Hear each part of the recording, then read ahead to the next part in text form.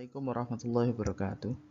Bertemu kembali dengan Pak Heron pada Akidah Akhlak kelas 8 semester 1, yakni pada materi menghindari akhlak tercela, yakni larangan berbuat ananiah, putus asa, ghadab, dan tamak. Selamat mengikuti dan semangat terus. Pada materi kali ini yakni kompetensi inti menghargai dan menghayati agama yang dianutnya, dan juga dapat anak-anak nanti dapat mencoba mengolah dan menyajikan contoh-contoh yang akan Bapak sampaikan pada kali ini. Pada kompetensi dasar yang harus dicapai pada anak-anak nanti sebelum pada indikator, yakni menghayati perilaku tercela dan juga mengetahui contoh-contohnya, dapat mengamalkan dan menghindari perilaku yakni kerja keras dan lain-lain, dan juga nanti dapat memahami pengertian dan juga contoh-contoh dan juga dampak negatif ananiah, ghadab, dan lainnya. Kita lanjutkan untuk indikator kita pada kali ini, yakni 1, dapat membiasakan diri menghayati yakni perilaku tercela, yakni salah satu contohnya adalah ananiah, egois, putus asa, ghadab, dan tamak. Kita lanjutkan pada materi menghindari akhlak tercela, yakni perbuatan ananiah, putus asa, ghadab, dan tamak, dan serta disertai dengan contoh dampak negatifnya. Mari semangat dan perhatikan dalam pembelajaran selanjutnya. Sifat ananiah. Anak-anak semuanya tentu mengetahui dengan gambar yang sudah Bapak sajikan di sini, yakni ananiah itu juga disebut juga dengan egois. Egois ini yakni mementingkan dirinya sendiri dan meremehkan orang lain. Adapun bahaya yang didatangkan dalam sifat egois atau mementingkan diri sendiri ini, salah satunya yakni menimbulkan kekecewaan orang lain, pertemanan menjadi sempit, merusak hubungan persaudaraan, dan juga memutuskan hubungan silaturahim dan dijauhkan dari pergaulan serta dikucilkan. Karena kenapa? Egois itu selain berdampak negatif bagi diri sendiri juga kepada orang lain, karena semakin kita egois maka tidak ada yang mau berteman, atau mungkin mengetahui bahwa semua ketika kita membutuhkan teman kita juga tidak akan datang. Karena kenapa? Karena kita sudah melaksanakan atau berbuat akhlak tercela atau egois, yakni dalam bahasa Arab ananiyah. Selanjutnya yakni putus asa. Anak-anak tentu mungkin pernah mengalami yang dinamakan dengan putus asa. Putus asa yakni sikap atau perilaku yang merasa bahwa dirinya telah gagal dan tidak mampu dalam meraih suatu harapan atau cita-cita, dan ia juga berhenti berusaha untuk meraih tujuannya. Sehingga pada studi kasusnya, anak-anak sering putus asa ketika tidak memperoleh hasil dengan cepat. Nah, karena di dunia ini tidak ada yang super instan atau cepat. Ya, anak-anak harus tahu. Karena putus asa ini termasuk pada akhlak madzmumah atau akhlak yang jelek atau akhlak yang buruk. Karena dampak negatifnya sendiri selain sangat merugikan diri sendiri dan juga keluarga. Anak-anak dalam putus asa ini merugikan diri. Karena apa? Mungkin sedikit lagi, mungkin kurang 1 meter, mungkin kurang 2 meter dalam kita berusaha, tetapi kita sudah menyerah. Nah, ini artinya anak-anak itu kurang berusaha dan kurang bersungguh-sungguh. Sehingga dalam akhlak terpuji itu, setelah kita tawakal dan berikhtiar, lalu kita diharapkan dengan sabar dalam melaksanakan atau melakukan ikhtiar, sehingga nanti di akhirnya kita mendapatkan hal-hal yang memang diperlukan atau sesuai dengan cita-cita maupun tujuan. Dari kita tidak usah mengkhawatirkan kalau kita mengalami kegagalan, karena kegagalan itu adalah kesuksesan atau keberhasilan yang tertunda. Selanjutnya yakni ghadab.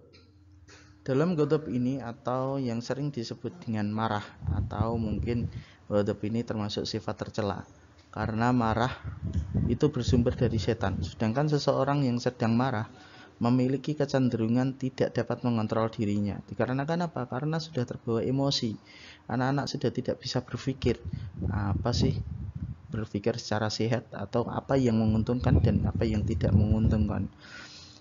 Sehingga dalam Quran surat Ali Imran ayat 134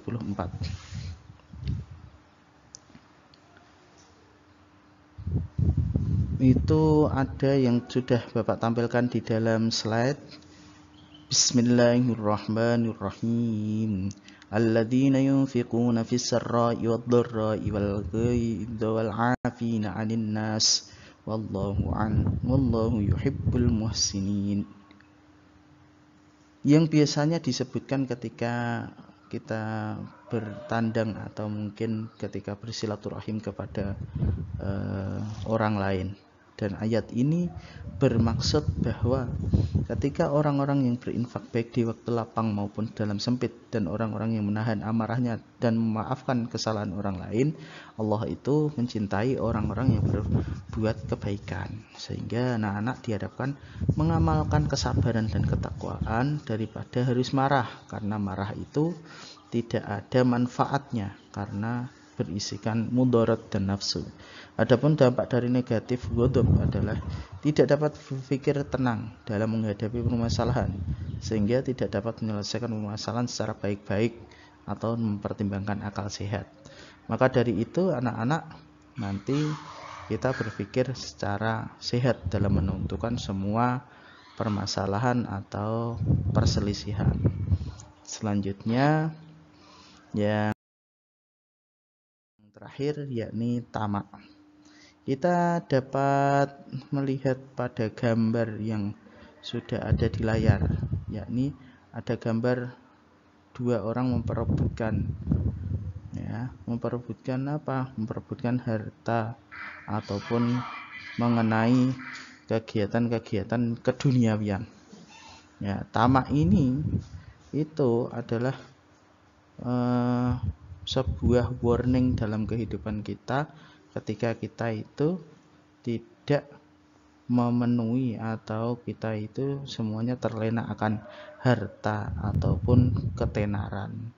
Anak-anak di sini kemungkinan ada yang kepengen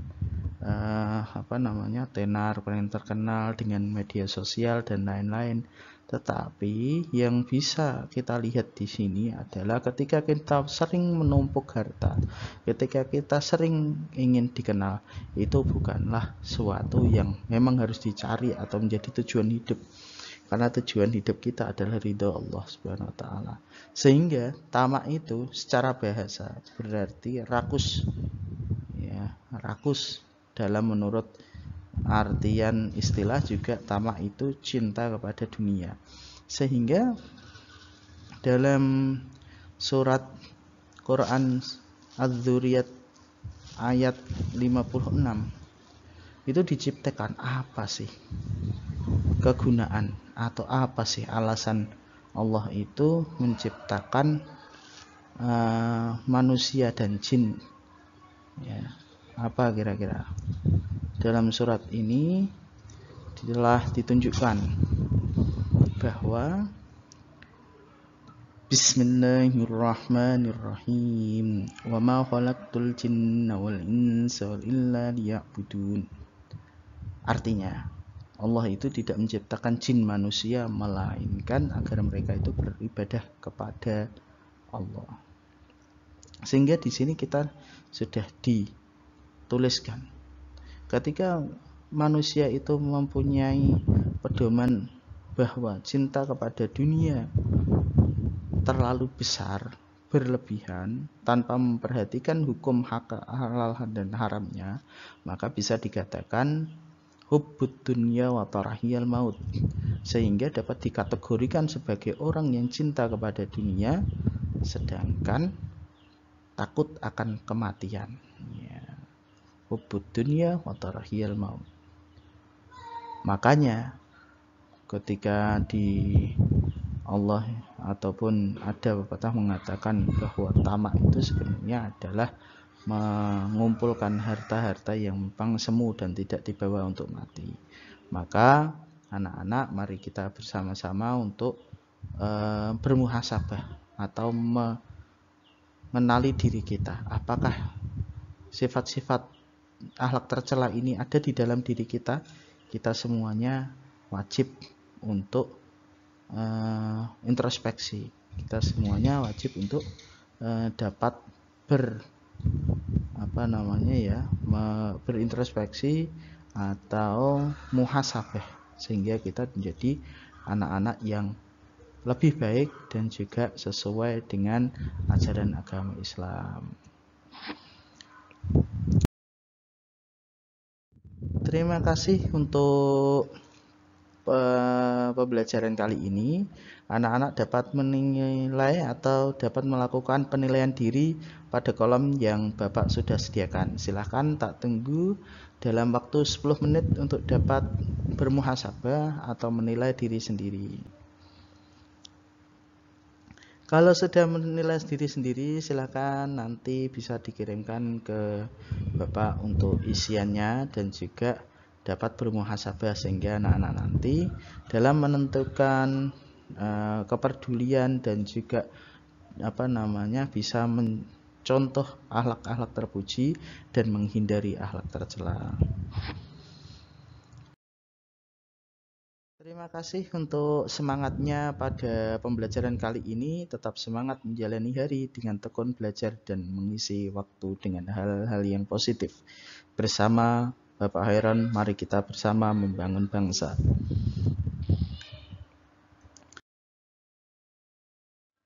Terima kasih dan jangan lupa tonton terus di video pembelajaran Bapak di channel Khairon TV, dan sampai jumpa di video-video selanjutnya. Terima kasih atas atensinya. Dari Bapak saya akhiri. Wassalamualaikum warahmatullahi wabarakatuh.